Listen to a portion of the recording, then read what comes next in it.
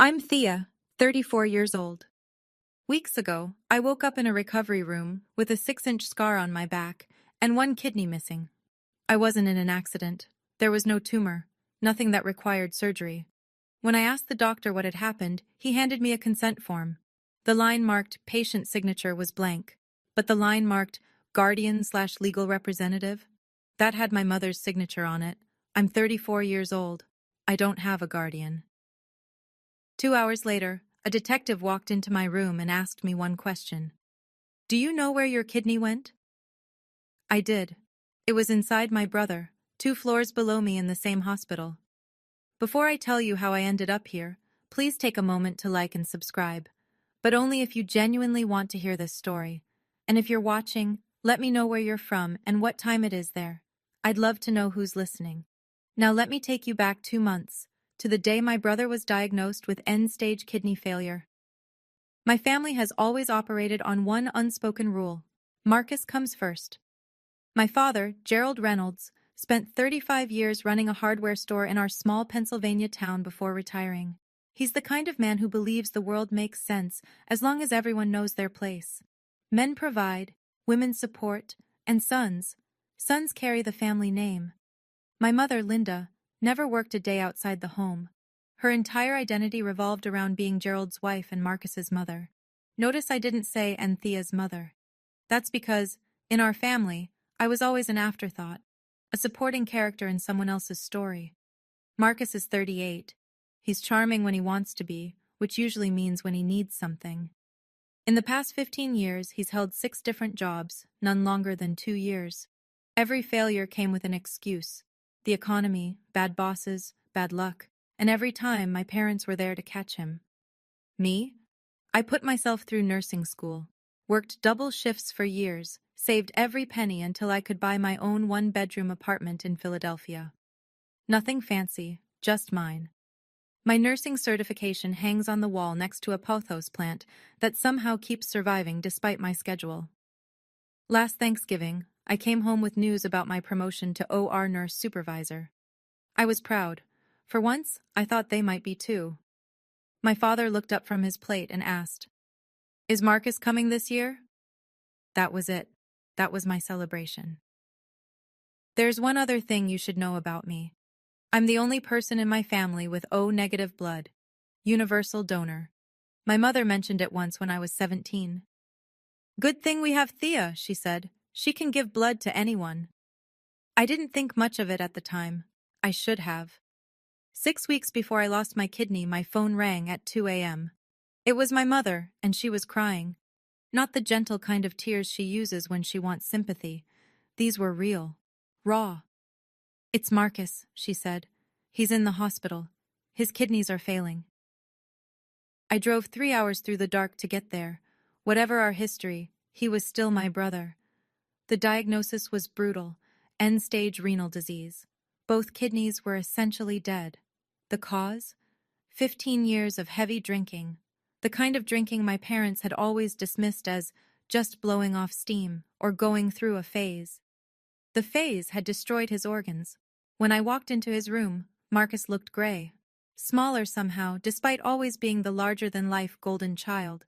Tubes connected him to a dialysis machine, doing the work his body could no longer manage. On his wrist, I noticed a Rolex. Fake, I knew, but expensive-looking. A gift to himself from money our parents had loaned him. My father stood at the foot of the bed like a general surveying a battlefield. "The doctors say he needs a transplant within 3 months," he said. "Or he won't make it." 3 months. The transplant waiting list averages 5 to 7 years. My mother clutched her rosary beads, her lips moving in silent prayer. She looked at me, then at Marcus, then back at me. Something cold moved through my chest. The way they were looking at me, it wasn't worry, it was calculation. My father's gaze settled on me for a long moment before returning to Marcus. He didn't say a word. He didn't have to. In that moment, I felt it, the shift. Like I'd just been appraised, measured. Like I was no longer his daughter. I was inventory. A week after the diagnosis, my mother invited me to dinner. Family meeting, she called it, to discuss next steps. I drove to their house, the same colonial I'd grown up in. Nothing about it had changed. Same oak dining table, same china cabinet with the good plates we never used, same portrait of Marcus's high school football championship above the fireplace. There was no portrait of me anywhere. We sat down to pot roast. My father took his place at the head of the table, as he always did, and cleared his throat. "I've been doing some research," he said, cutting into his meat without looking up. "The transplant list is long. Very long.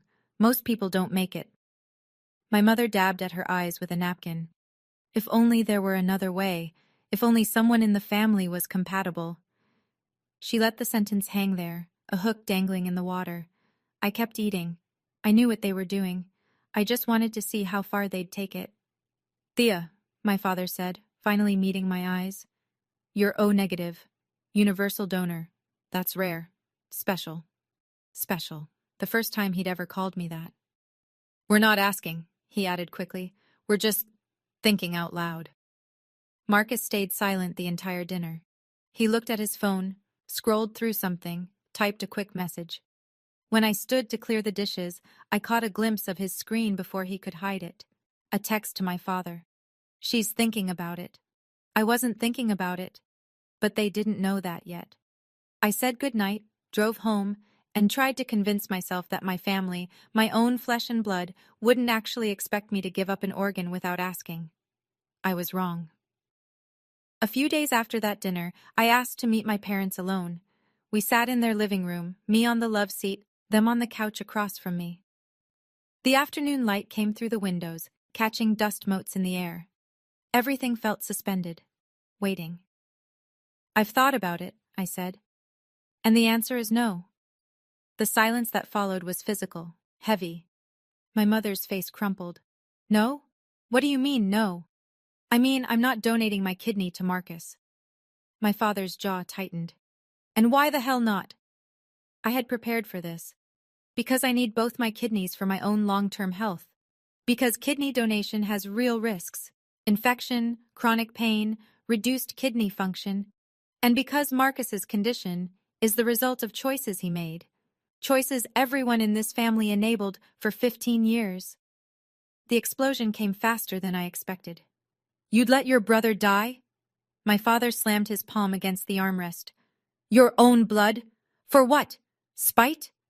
My mother was crying now, the theatrical kind. "I raised you, Thea. I fed you, clothed you, kept a roof over your head. And this is how you repay me?" I stood. My body isn't a repayment plan. I walked out to my car, a Honda Civic I'd bought myself, with money I'd earned, and sat in the driver's seat for a full minute before starting the engine. I thought it was over. I thought they'd be angry for a while, then accept it. Move on. As I pulled onto the highway, my phone buzzed. A text from a number I didn't recognize. "You'll regret this." I told myself it was a wrong number. I didn't believe it. The weeks that followed were quiet in a way that should have been a warning. First, I was removed from the family group chat. No announcement, no explanation, just suddenly unable to see messages from the people I'd known my entire life. Then a coworker, Jenny from radiology, stopped me in the hallway. "Hey, this is weird, but did you know someone called the hospital asking about you?" My stomach dropped. What did they ask? "Something about your mental health, whether you'd shown any erratic behavior." She made air quotes. HR talked to them. They wouldn't leave a name. I went to HR that afternoon. The manager, a woman named Patricia with bifocals and a permanent frown, confirmed it. "Someone claimed you have mental health concerns affecting job performance," she said, reading from a note. "Anonymous caller. We're required to document it, but there's been no observed issues. Still, is there anything you want to tell us?" I told her no. There wasn't. But I knew. I knew who had made that call. That weekend, I visited my mother. She was at the kitchen table with her laptop open, scrolling through something. When she saw me, she slammed it shut. "Just checking emails," she said too quickly. But I'd seen it. The subject line of whatever she'd been reading. Plan B, timeline. "What's Plan B?" I asked. She laughed, a nervous high-pitched sound. "Nothing, work stuff." My mother didn't work. I should have pushed harder. I should have demanded answers. Instead, I let her pour me coffee and pretend everything was normal. I was still trying to believe the best about them. That was my mistake. I learned what Plan B meant much later, after the surgery, after the investigation, after everything fell apart. This is what the FBI pieced together. 3 days after I refused to donate, my father drove 45 minutes to Briarwood Country Club. He met Dr. Howard Mercer on the ninth green, a transplant surgeon he'd been golfing with for 20 years. They walked the back nine together while my father explained the situation. "My daughter has some mental health issues," he said. According to Dr. Mercer's eventual testimony, my father was calm, reasonable, sympathetic even. "Nothing severe, but enough that she can't make major medical decisions on her own. The family has informal guardianship. We need to move forward with the transplant, and she can't consent herself." Dr. Mercer raised the obvious concern. Living organ donation required an independent living donor advocate, someone whose sole job was to protect the donor's interests. There were psychological evaluations, ethics committee reviews, multiple consent conversations. My father had anticipated this. "Riverside is a private surgical center," Dr. Mercer said in his deposition. "Not a major hospital system. We didn't have the same oversight infrastructure. I handled the transplant program personally. The advocate, the psych eval, the ethics review, I could streamline those, consolidate them." What he meant was, he could skip them entirely. My father asked what it would take. Dr. Mercer named his price, $50,000 to his personal foundation, plus a guarantee that if anything went wrong, Gerald would take full responsibility. They shook hands on the 18th hole. My father handed him a check, $50,000, a donation to Dr. Mercer's personal foundation. The date was set. The plan was simple.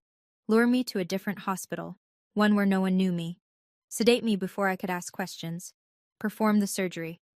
By the time I woke up, it would be done. "She's a daughter," my father reportedly said. "She's not married, no kids. What does she need 2 kidneys for? She should be grateful to help her brother. This is what family does." I found out later that this wasn't even his first attempt. 10 years earlier, when Marcus had his first health scare, a liver issue that resolved on its own, my father had made a similar inquiry. Could a family member donate part of their liver without full consent? Dr. Mercer had said no then. This time he said yes. 2 weeks after I refused, my mother called. She was crying, but soft this time, gentle, the voice she used when she wanted forgiveness. "I've been thinking a lot," she said, "about how things ended between us. It wasn't right, Thea. You're my daughter. Whatever happens with Marcus, you're still my daughter." I wanted to believe her. God, I wanted to. "Your father and I talked," she continued. "We want to make things right. We scheduled a family checkup at a clinic outside the city, all of us together. A fresh start. A way to bond again." Something felt off. The timing, the sweetness. But 3 weeks of silence had worn me down. 3 weeks of being erased from my own family. And there was something else. Something I'm ashamed to admit. A part of me still wanted to believe. Still wanted my mother to be the person I'd needed her to be my whole life. That part of me whispered, maybe they've realized they were wrong. Maybe this is their way of apologizing. I know now that hope can be a trap. But back then, I couldn't see it. "Just a checkup?" I asked. "Just a checkup. And maybe lunch after. Please, Thea." I said yes. The day of the appointment, I drove to Riverside Medical Center, a private surgical facility about an hour from Philadelphia. Not a hospital in the traditional sense, more of a boutique clinic for people who could afford discretion. The kind of place with marble floors and fresh flowers in the lobby.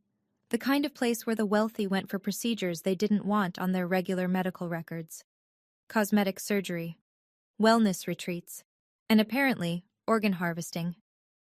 I learned later that Riverside operated outside the major hospital networks.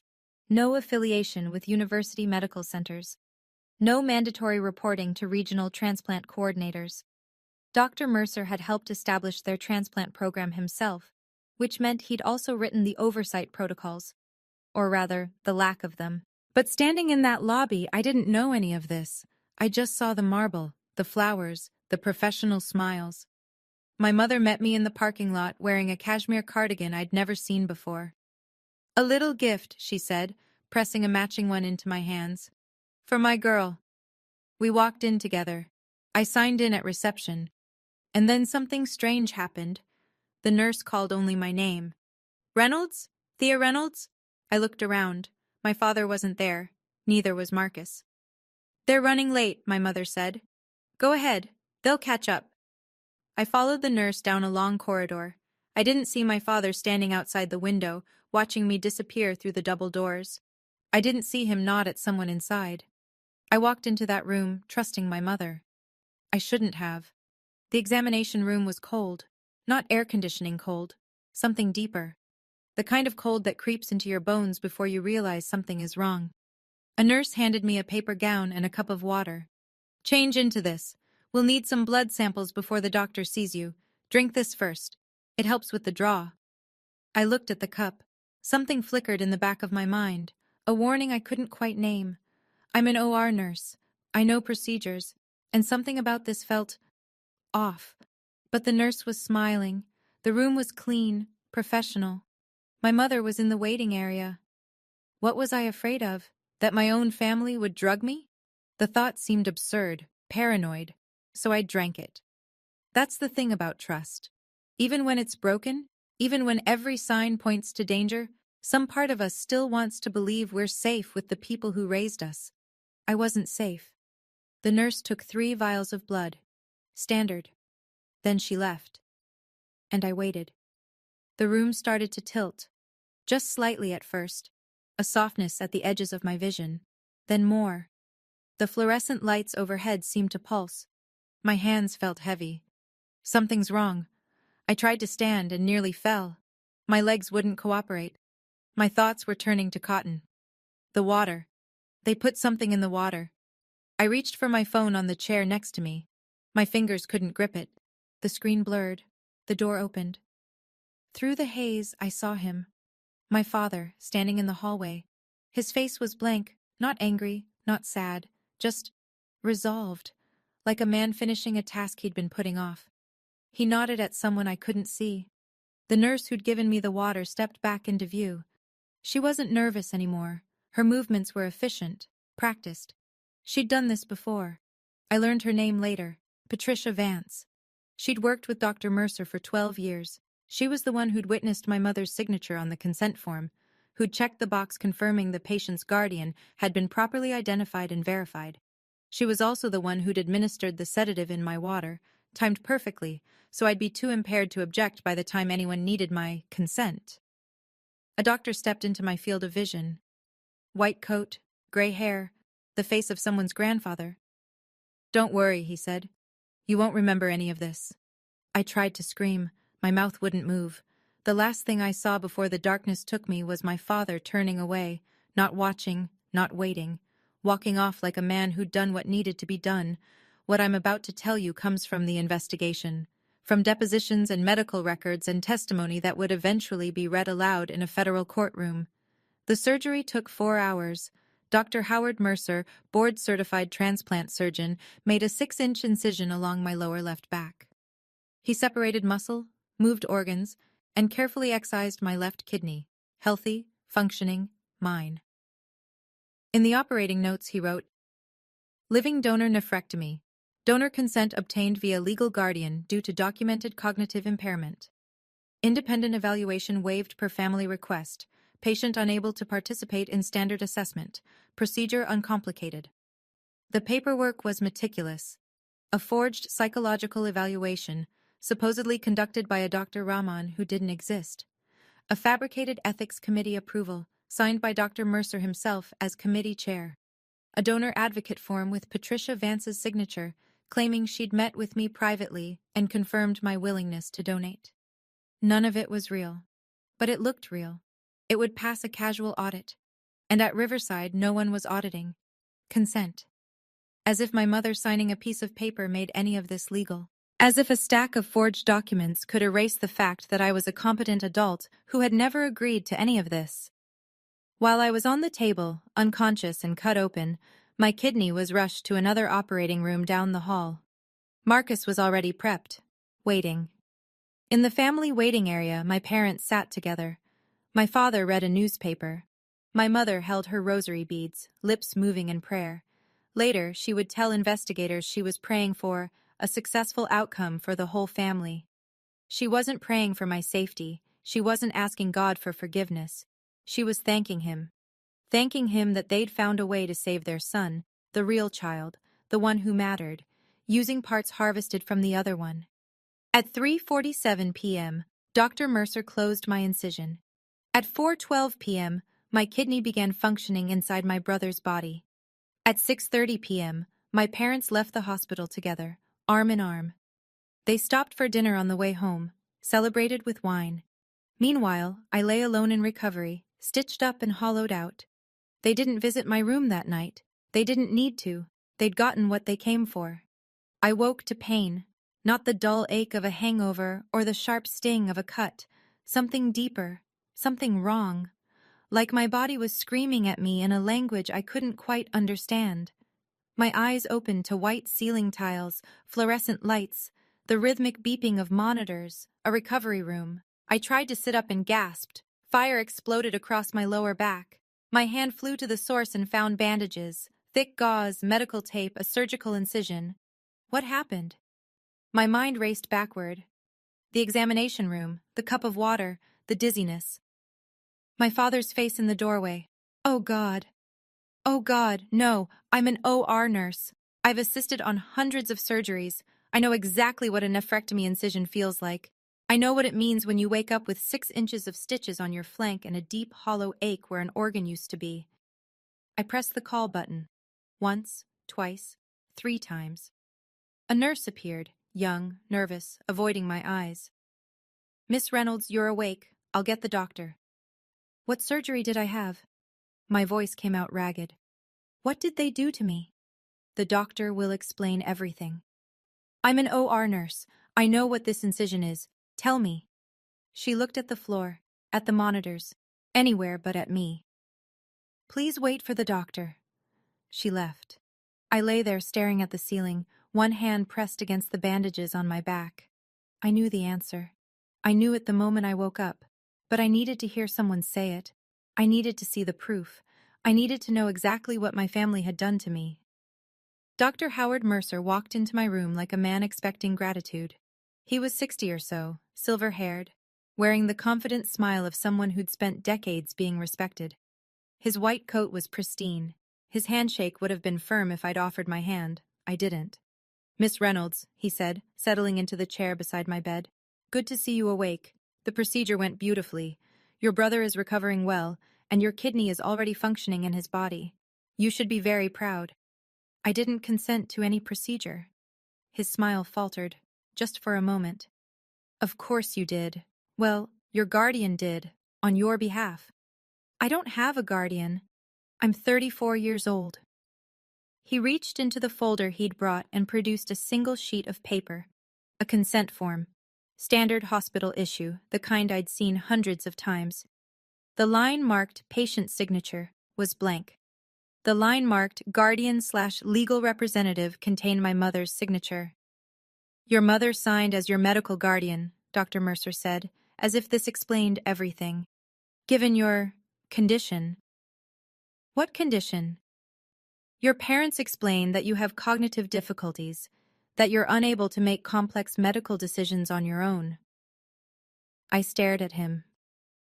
Dr. Mercer, I said slowly, I am an operating room nurse with 10 years of experience. I have a bachelor's degree and multiple professional certifications. I live alone, manage my own finances, and hold a job that requires me to make life or death decisions daily. His face went pale.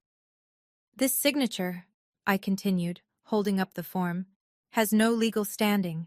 Under federal law, performing surgery without informed consent on a mentally competent adult is assault and battery. I am looking at evidence of a felony.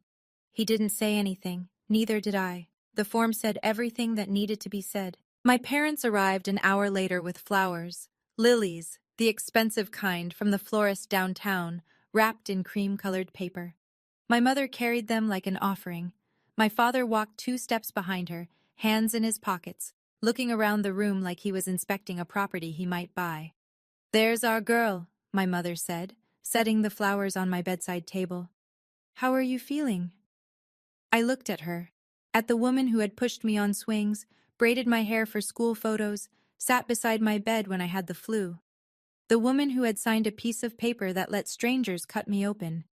You took my kidney. Her smile didn't waver. Oh, honey, we saved your brother. You were part of something beautiful. Without asking me, without telling me, you drugged me and let them cut out my organ. My father stepped forward. Thea, don't be dramatic. It's done now, and Marcus is going to live. You should feel good about that. I should feel good? You're a young woman, he said, and his voice had that tone, the one he used when explaining something obvious to someone slow. No husband, no children. What did you need 2 kidneys for? Marcus has a future, a real future. And I don't? He shrugged. You're a daughter. Daughters sacrifice for their families. That's how it works. My mother nodded. We knew you'd understand eventually. You just needed a little push.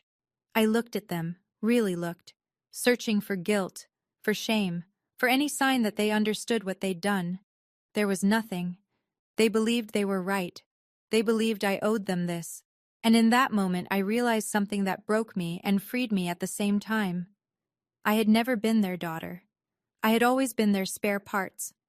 After my parents left, satisfied, smiling, certain they'd done nothing wrong, I lay in the dark for a long time.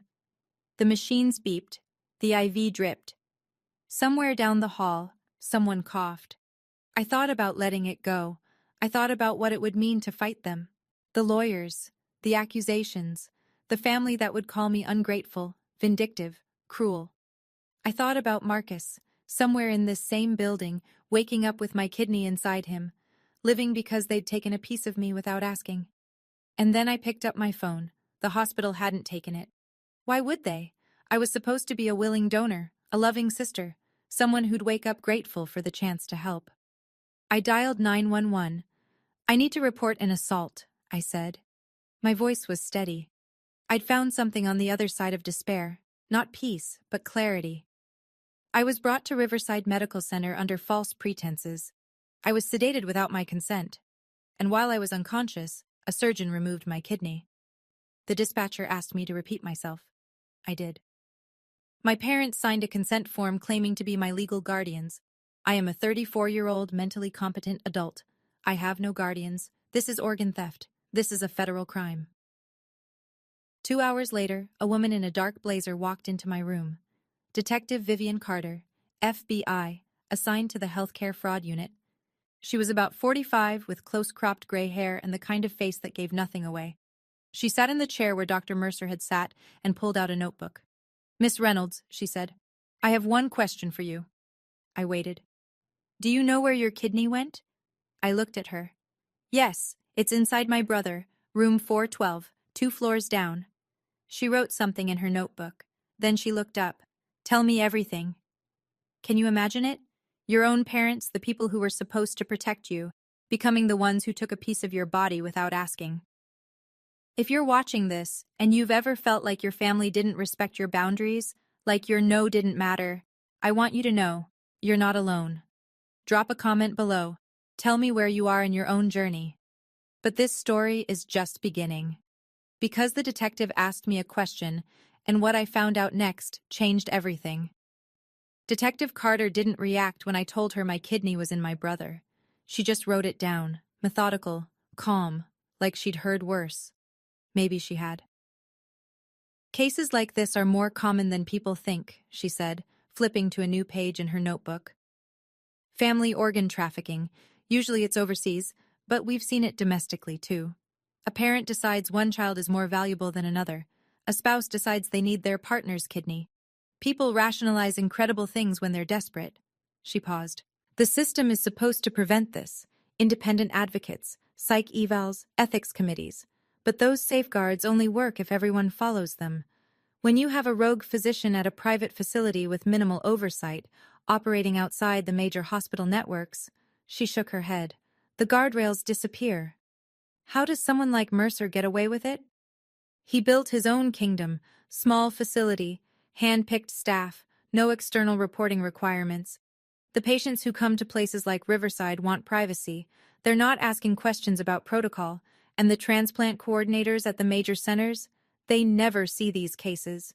They happen completely off the books. This wasn't desperation, I said. This was planning. Months of it. Walk me through it. From the beginning. So I did. I told her about Marcus's diagnosis, the family dinner, the pressure that started subtle and turned explicit, my refusal, the silence that followed, the anonymous call to my HR department, the family checkup that was never a checkup. I told her about the email I'd glimpsed on my mother's laptop. Plan B, timeline. Detective Carter's pen stopped moving. Plan B? I don't know what was in it, but I saw the subject line. We can get a warrant for email records, she said. If there's a paper trail, we'll find it. She stood, tucking her notebook into her jacket pocket. Miss Reynolds, I need to be honest with you. Proving this won't be easy. Your family will claim you were impaired, that you couldn't consent, that they were acting in your best interest. I have 10 years of performance reviews that say otherwise. Good. Keep every piece of documentation you can find. She paused at the door. One more thing. The doctor who performed the surgery, Howard Mercer, we've had our eye on him before. This might not be his first time. She left. And I lay there, realizing that what happened to me might have happened to others. That I might not be the only one. The counterattack came within 24 hours. I was still in the hospital, still recovering from having an organ removed against my will. I was still in the hospital when I received a certified letter. It came from a law firm downtown, Richards, Hartley, and Associates. The cover letter was brief. Enclosed, please find a copy of the statement provided to investigators by our client, Gerald Reynolds, regarding recent allegations. Included was a copy of my father's official statement. Inside was a copy of the statement. I read it with shaking hands. My daughter, Thea Reynolds, has a history of mental instability. As her parents, we have informally acted as her guardians for years. She is unable to make complex decisions regarding her own health care. The surgery was performed with proper family consent and was entirely legal. Attached were documents I'd never seen. A letter of concern sent to my employer 6 months earlier, claiming I'd shown erratic behavior at a family gathering. Notes from a supposed conversation with a family therapist I'd never met. And the anonymous HR complaint, traced, I later learned, directly to my father's cell phone. They had built a paper trail, a narrative of a broken daughter who needed protecting from herself. That afternoon, my hospital called. Miss Reynolds, given the circumstances, we're placing you on administrative leave pending investigation. What circumstances? We've received documentation suggesting you may have mental health concerns that affect your ability to perform your duties. They'd gotten to my job before I could defend myself. I sat in my hospital bed, stitched up and alone, holding the evidence of my family's betrayal. They had taken my kidney, now they were trying to take my career, my reputation, my sanity. And I almost let them. Almost. 3 days later, I went home to an empty apartment. The pothos on my windowsill had started to yellow. Nobody had watered it while I was gone. Nobody had known I was gone. I lowered myself onto my couch, slowly, carefully, the stitches in my back pulling with every movement, and stared at the wall. No job, no family, no one who believed me. My parents had spent weeks constructing a version of me that didn't exist. An unstable woman who couldn't be trusted, whose word meant nothing. And they'd done it so thoroughly that even my own hospital had doubted me. I thought about the hearing that would come. My father in his blazer, my mother with her tissues, both of them weeping about their troubled daughter who'd made up terrible lies because she couldn't accept their love. I thought about Marcus, recovering with my kidney inside him, probably already rehearsing his testimony about how I'd wanted to help, but my mental issues made me forget. I walked to the bathroom mirror and lifted my shirt. The bandage was still there. Underneath it, a scar that would never fully heal. Evidence. But would it be enough? I sat back down and put my head in my hands. For the first time since waking up in that recovery room, I cried. I cried until I couldn't breathe, until my whole body shook, until the stitches burned and I didn't care. I almost gave up that night. I almost decided they would win, that they always won, that people like my father always got what they wanted, and people like me always paid the price. Then my phone buzzed. a text from a number I didn't recognize. Thea, it's Nathan Cole from OR. I saw your file. Something doesn't add up. Can we talk? I stared at the screen, and I felt something I hadn't felt in weeks. Hope. I met Nathan Cole at a coffee shop 3 miles from the hospital, far enough that we wouldn't run into anyone we knew. He was in his early 40s, a quiet man with kind eyes who'd worked as an anesthesiologist in our OR for as long as I could remember. We'd never been close, just colleagues who nodded at each other over surgical masks, but I'd always trusted him. He had a laptop open on the table when I arrived. I shouldn't be doing this, he said, not bothering with pleasantries. If anyone finds out I accessed your records, I'm done. But I saw your name on the suspension list, and I knew something was wrong. What did you find? He turned the laptop toward me. It was my anesthesia record from Riverside Medical Center, the hospital where I'd been operated on. Look at the timeline, he said, pointing. You were administered a sedative at 10:47 a.m. The consent form is time-stamped 10:32 a.m. He looked at me. You were drugged 15 minutes before anyone claims consent was obtained. My hands started shaking. And here, he scrolled down. The attending note says patient sedated at family's request prior to consent verification. That's a massive protocol violation. You're supposed to verify consent before sedation, not after. This is either gross negligence or they knew I wouldn't consent. Exactly. He pulled out a USB drive. I made copies, everything. The anesthesia record, the surgical notes, the consent form with the timeline discrepancies. This isn't just malpractice, Thea. This is evidence of conspiracy. I took the drive. It felt weightless, impossibly small to contain something so important. Why are you helping me? Nathan closed his laptop. Because I've worked with you for 6 years. You're one of the most competent nurses I know, and the idea that you couldn't consent to your own surgery? He shook his head. That's insulting. To you, and to everyone who's ever worked beside you. I didn't trust myself to speak, so I just held the drive and let myself believe, for the first time, that I might actually win.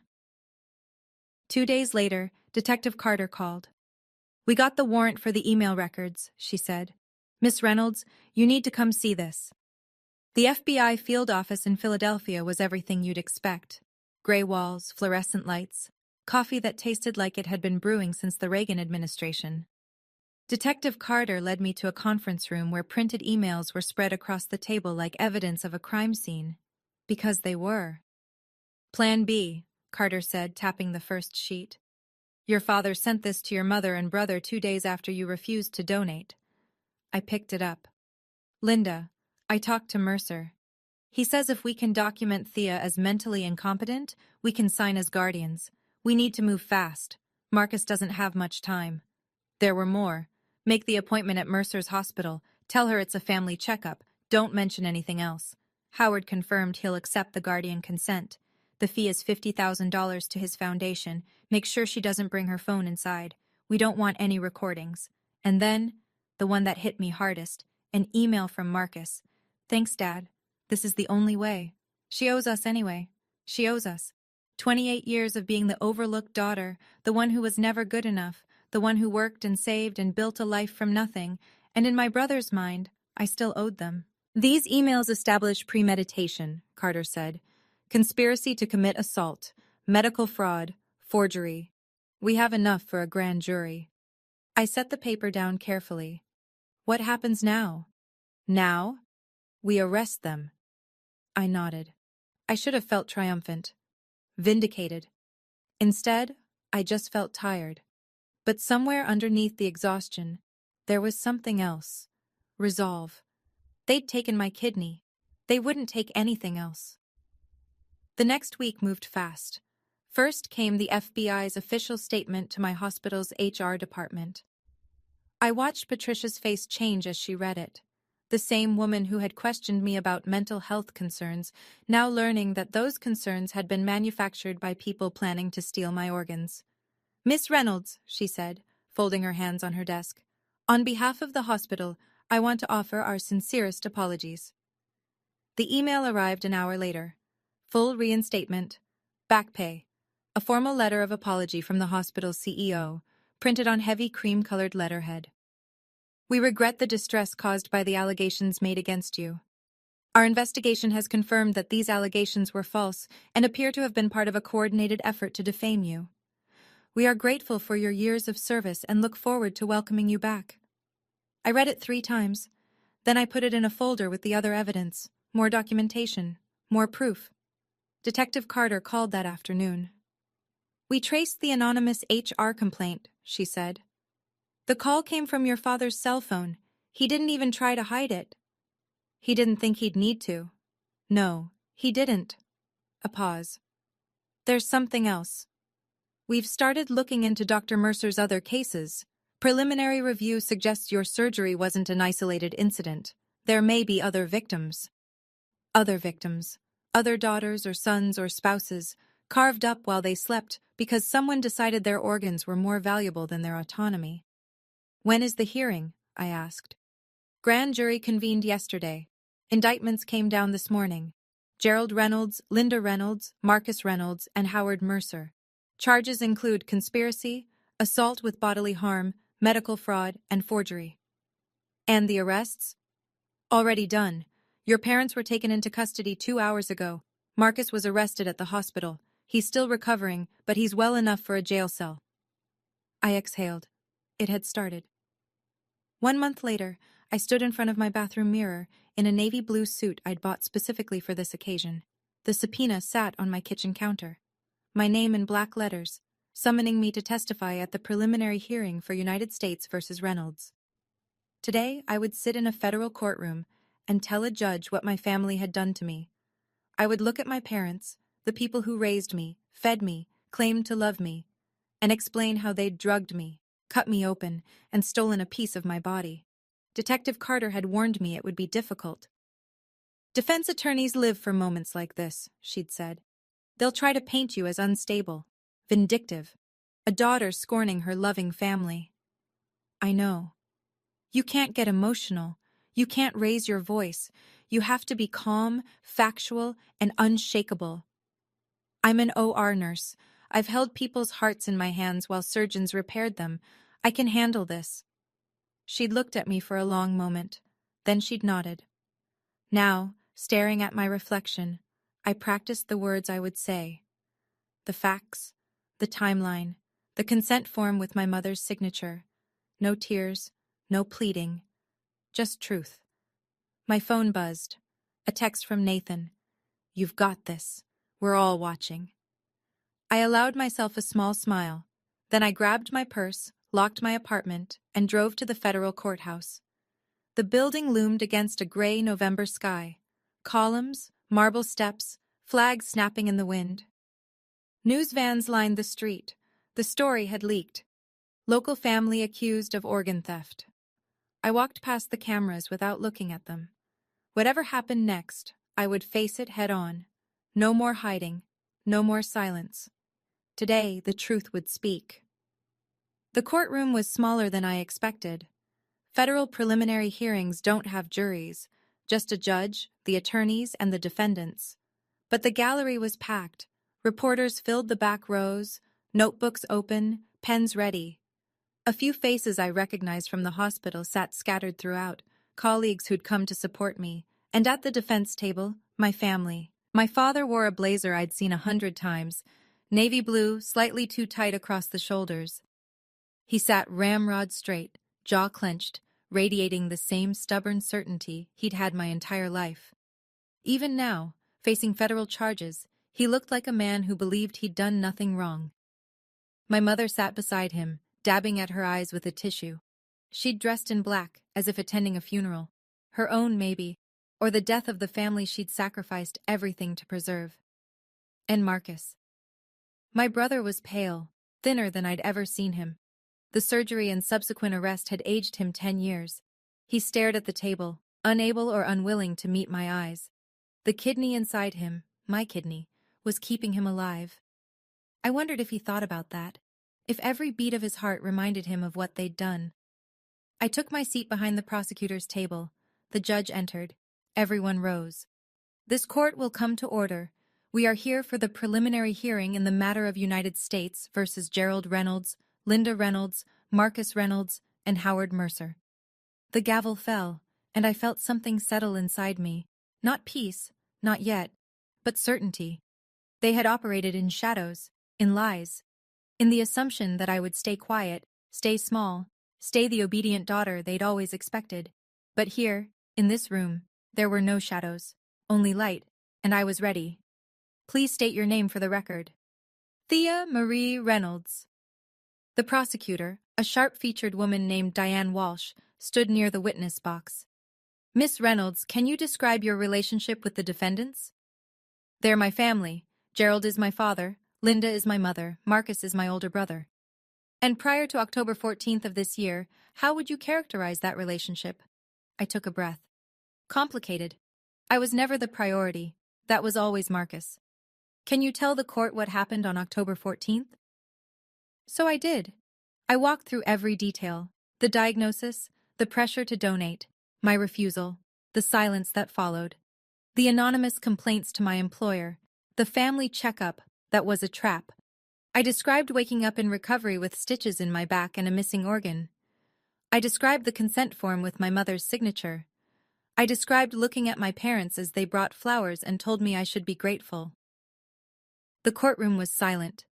Even the reporters had stopped writing. When I finished, the prosecutor asked one final question. Miss Reynolds, when you discovered your mother had signed as your guardian, what did you think? I looked at my parents. My mother's hands were shaking. My father's jaw was tight. I thought, for the first time in my life, I saw them clearly. A long pause. I thought I finally understood what I was to them. Not a daughter, not a person, just parts. Spare parts for the child who mattered. The words hung in the air. Somewhere in the gallery, I heard someone crying. I didn't look to see who. I just kept my eyes forward, calm, factual, unshakable, just like I promised. Sitting in that witness box, looking at my parents for the first time since the hospital, the people I'd spent my whole life trying to please, I finally understood something. I was never going to be enough for them. Not because I was flawed, but because they were. If this story is hitting close to home, share it with someone who needs to hear it. Sometimes knowing you're not alone is the first step. But what happened next, when my father lost control, that's when everything changed. The defense attorney was a silver-haired man named Richard Hartley. He specialized in complex family matters, according to his website. What that meant, I learned quickly, was making victims sound like villains. Miss Reynolds, he said, approaching the witness box with a folder in his hands. You've described yourself as mentally competent, but isn't it true you've struggled with emotional regulation in the past? No. You've never had any incidents at work? Any conflicts with colleagues? I've been employed as an OR nurse for 10 years with exemplary performance reviews. He pulled a paper from his folder. I have here a complaint filed with your hospital's HR department. Filed anonymously, by my father, using his personal cell phone. The FBI traced it. The courtroom murmured. Hartley's smile flickered. Miss Reynolds, isn't it possible that your family, who clearly loves you, simply wanted to help you make a medical decision you were unable to make yourself? Before I could answer, a voice thundered from the defense table. She owes us! My father was on his feet, face purple with rage, jabbing a finger in my direction. I fed her, clothed her, kept a roof over her head, and she has the nerve to sit there and— Mr. Reynolds, the judge's gavel cracked. Sit down! She's a daughter. Daughter's sacrifice. That's how it's always been. That's how it's supposed to be. Two bailiffs moved toward him. My mother was pulling at his sleeve, crying. Marcus had his head in his hands, but my father kept going, screaming now, veins bulging. You think you're better than us? You're nothing! You're spare parts, Thea. That's all you've ever been! The bailiffs forced him back into his chair. The courtroom was dead silent, and I sat in the witness box perfectly still and let his words echo. He'd said out loud what they'd always believed. Now everyone knew. After a 15-minute recess, during which my father was warned that another outburst would result in contempt charges, the prosecutor called for the evidence to be presented. A large screen was wheeled into the courtroom. Your Honor, Diane Walsh said, The prosecution would like to enter into evidence a series of emails recovered from the defendant's personal accounts. The first email appeared on screen. Linda, I talked to Mercer. He says if we can document Thea as mentally incompetent, we can sign as guardians. We need to move fast. A murmur swept through the gallery. The second email. Make the appointment at Mercer's hospital. Tell her it's a family checkup. Don't mention anything else. My mother's hands flew to her mouth. The third. Make sure she doesn't bring her phone inside. We don't want any recordings. The fourth. Howard confirmed he'll accept the guardian consent. The fee is $50,000 to his foundation. And finally, the one from Marcus. Thanks, Dad. This is the only way. She owes us anyway. The prosecutor let the silence stretch. These emails, she said, demonstrate clear premeditation.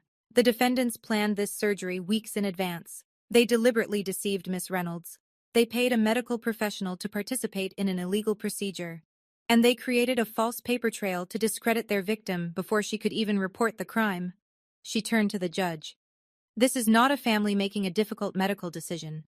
This is conspiracy. This is fraud. This is assault.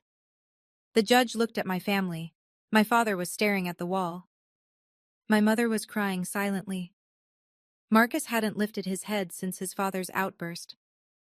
Based on the evidence presented, the judge said slowly, this court finds sufficient cause to proceed to trial. The gavel fell, and I exhaled for the first time in months. 2 weeks after the preliminary hearing, Detective Carter called with news. Dr. Mercer took a deal. I was in my apartment, finally back at work, finally starting to feel like myself again. What kind of deal? Full cooperation in exchange for reduced charges. He's testifying against your family. A pause. And Thea? What he's saying, you should hear it from me first. We met at the FBI field office that afternoon. The deposition transcript was thick, 50 pages of Dr. Mercer explaining exactly how my family had approached him, what they'd said, what they'd paid. But it was page 43 that stopped my heart. Siem, was this the first time Gerald Reynolds approached you about a family organ donation? A. No.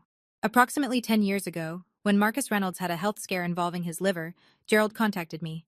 He asked whether it would be possible to procure a liver segment from his daughter without her explicit consent. Q. And what was your response at that time? A. I told him it wasn't possible. The oversight was too strict. Q. Did he indicate he would pursue other options? A. He said, and I quote, keep her in mind, she's my backup plan. I set the transcript down. 10 years ago. When I was 24, just starting my nursing career, proudly independent, my father was already calling me his backup plan, his insurance policy, spare parts he could cash in whenever the real child needed them. He planned this for a decade, I said. Detective Carter nodded. At minimum. I thought about all those years, the holidays I'd shown up to, trying to earn their approval, the dinners where I was invisible, the birthday cards I sent that were never acknowledged. I had been auditioning for a part in a family that had already cast me as something else. I just hadn't known my role. The letter arrived on a Tuesday, handwritten on lined paper, postmarked from the Federal Detention Center where Marcus was being held awaiting trial. I recognized his handwriting, the same messy scrawl I'd seen on birthday cards when we were kids. Dear Thea, I don't expect you to read this. I wouldn't blame you if you burned it. I'm not going to lie and say I didn't know. I knew there was a plan. I knew Dad had talked to a doctor. I told myself it would be fine, that you'd understand eventually, that you'd forgive us because we're family. I didn't let myself think about what the plan actually meant. I didn't ask questions because I didn't want answers. That's not innocence. I know that now. That's cowardice. By the time I woke up from surgery and they told me it worked, I couldn't take it back. Your kidney was already inside me, and I told myself I'd find a way to make it right. I haven't. I can't. I'm not asking for forgiveness. I know I don't deserve it. I knew what they were doing was wrong, and I let it happen because I wanted to live. I'm writing because I want you to know that every day, every breath I take, I think about what it cost. I carry that weight. I'll carry it forever.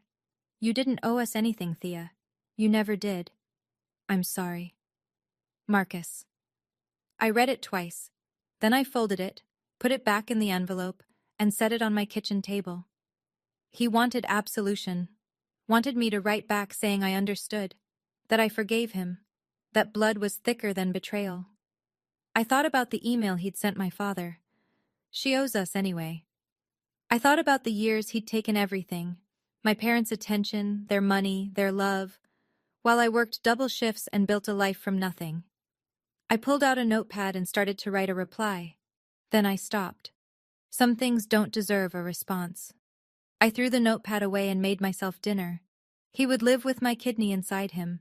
He would live knowing where it came from. That was enough. The trial took 4 months. 4 months of testimony, evidence, cross-examination.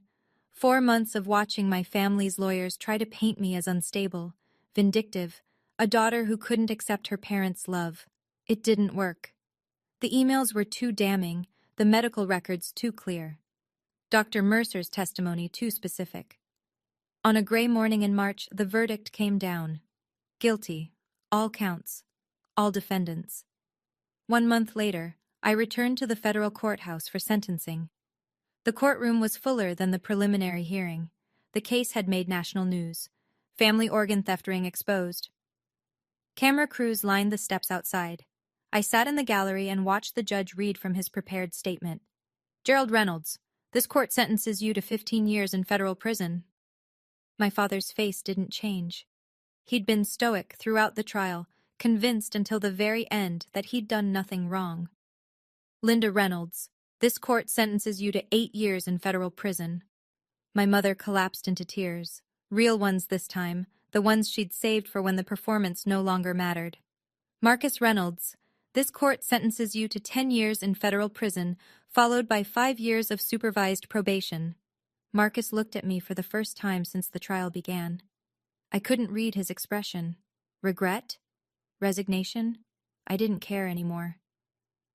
Dr. Howard Mercer, this court sentences you to 12 years in federal prison with permanent revocation of your medical license. The gavel fell one final time. Guards led them away. My father first, then my mother, then my brother. One by one, the people who had raised me disappeared through a side door. I sat in my seat until the courtroom emptied. Then I stood, walked outside, and felt the sun on my face for the first time in what felt like years. It was over. 1 year later. My apartment has more windows now. I moved to a 2-bedroom on the top floor. Still nothing fancy, but filled with light. Plants line the windowsills, pothos, snake plants, a fiddle-leaf fig I've somehow kept alive. A gray cat named Oliver sleeps in the sunbeam by the door. I'm still an OR nurse. Charge nurse now, actually. The promotion came through 6 months after the trial. My colleagues threw me a party in the break room, complete with a cake that said, "Congratulations, boss." Nathan gave a toast that made me cry. Once a month, I attend a support group for survivors of family abuse. We meet in a church basement, drink bad coffee, and share stories that would break most people. They don't break us. My kidney function is monitored regularly. The remaining one is healthy, doing the work of 2 without complaint. The scar on my back has faded to a thin silver line, visible if you know where to look, invisible if you don't. The restraining order against my parents and Marcus is permanent. They're not allowed to contact me, directly or indirectly, for the rest of their lives. Not that they would. My father hasn't spoken to me since his outburst in court. My mother sends letters sometimes, to my old address, returned unopened. Marcus stopped writing after I never replied. I don't miss them. That surprised me at first. I'd expected grief, longing, some ache for the family I'd lost. But you can't lose something you never had. What I had was a role in their story, the spare daughter, the backup plan, the parts they could harvest when needed. Now I have my own story, and it's mine. No one else's. Mine. I'm sitting in my favorite coffee shop as I tell you this. It's a Tuesday afternoon. Sunlight streams through the windows. My journal is open on the table. The first page still says what I wrote the day I moved into my new apartment. My body, my story, my rules. I won't pretend the past 2 years have been easy. Some nights I still wake up reaching for a scar that's no longer tender. Some days I see a family in the grocery store and feel something twist in my chest. But I don't regret what I did. I don't regret calling the police. I don't regret testifying. I don't regret watching the people who raised me walk into prison cells. Because here's what I've learned. Blood relation doesn't give anyone ownership of your body. Being family doesn't mean being entitled to pieces of you. Not your organs, not your time, not your sanity. The people who love you don't drug you and cut you open. They don't forge documents. They don't spend a decade thinking of you as spare parts. And if someone treats you that way, even if they share your DNA, you are allowed to walk away. You don't owe them an explanation. You don't owe them forgiveness. You don't owe them anything at all. I close my journal and finish my coffee. Outside, the world keeps moving. People pass on the sidewalk, living their own stories. I'm one of them now, not a victim, not a cautionary tale, just a woman who learned, the hardest way possible, that sometimes the most loving thing you can do for yourself is let go of the people who hurt you. If that's where you are, if you're sitting in your own story, wondering if you have permission to leave, let me tell you what I wish someone had told me. You do. You always did. 3 things I want to leave you with. First, no is a complete sentence. You don't have to justify why you won't sacrifice yourself for someone else. Second, document everything. When something feels wrong, write it down, save the emails, screenshot the texts. Paper trails save lives. Third, love has boundaries. Real love respects your body, your choices, your autonomy. Anything else isn't love, it's ownership. That's my story. If it helped you, even a little, hit subscribe. If you know someone who needs to hear it, share this video. And if you've got your own story, I'm listening. Drop a comment, tell me where you're from and what you're going through. Check the description for more videos like this one. Until next time, take care of yourself. Nobody else will do it the way you deserve.